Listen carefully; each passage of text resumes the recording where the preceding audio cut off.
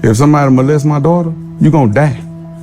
Or I'm gonna die trying, but I'm very resourceful. But if you touch one of my children, you're gonna die. Damn, Kev, you said like you proud of that. I am. Kev. You touch your kid, you're supposed to die. Straight up. Kev, but that's not your purpose. That's not your... Who? I thought we were gonna let him handle that. Who? Boy, God ain't put me here to be... God give me the strength to make sure this nigga, man, I want to stand over and give him everything I got. God, please let him be stretched. Because sometimes you give him everything you got and they, you know, God don't take his hand off him. But if God take his hand off him, that feet going up in that air. All right, guys, this is part 2 of Stop Killing Us. I'm making this series because I want to show you the disconnect between the rhetoric that's on social media and the actual condition of the Black community. You'll see there's no match. These people sound tough. They sound very defensive, like they're ready to protect their community.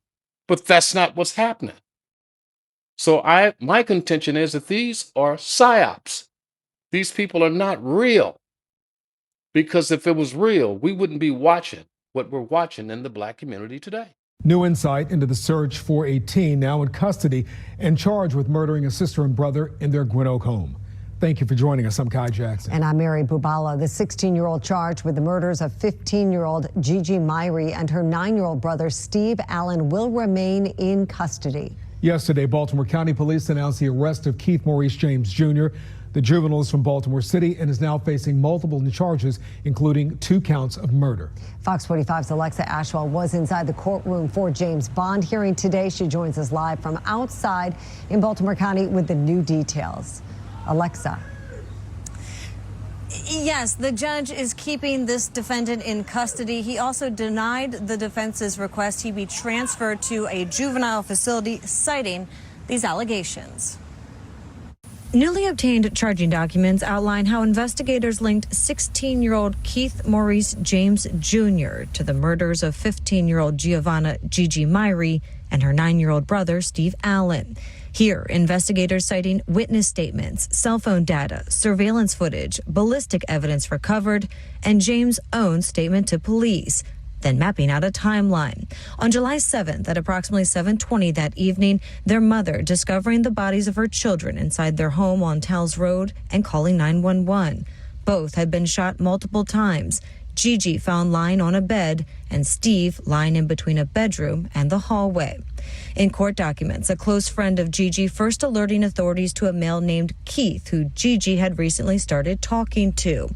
Throughout the statement, the witness reported communicating with them on FaceTime, including on the 4th of July at Gigi's home, where the witness advised they saw Keith was holding a handgun while in bed with Giovanna.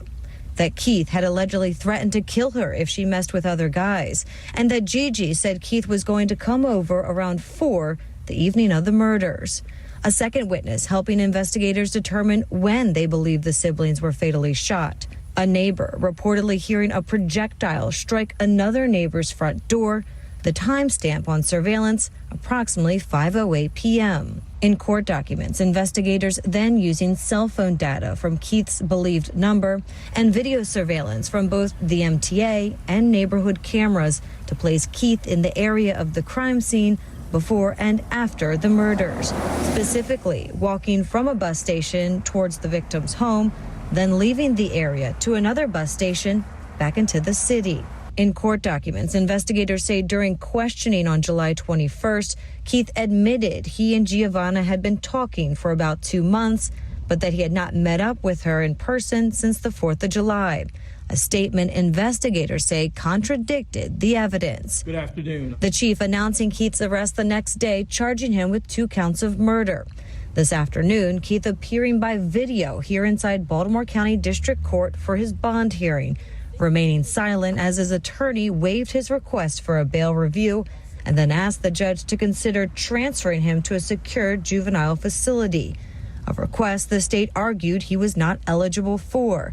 The judge denying the request, citing the allegations and concern for the risk of harm to other juveniles in the facility. Well, I think the transfer to the juvenile facility request is kind of self-understanding. self-explanatory. I'm not going to discuss defense strategy with the media. Outside the courthouse, we questioned the defense attorney about these requests as he provided a statement on behalf of his client. And I would ask everyone to reserve judgment, afford my client his constitutional right to the presumption of innocence, and reserve judgment until the actual evidence is presented in a courtroom or I did reach out to family of the victim. I have not yet heard back. As for James, he will remain in custody until his next court appearance. Reporting live in Towson, Alexa Ashwell, Fox 45 News.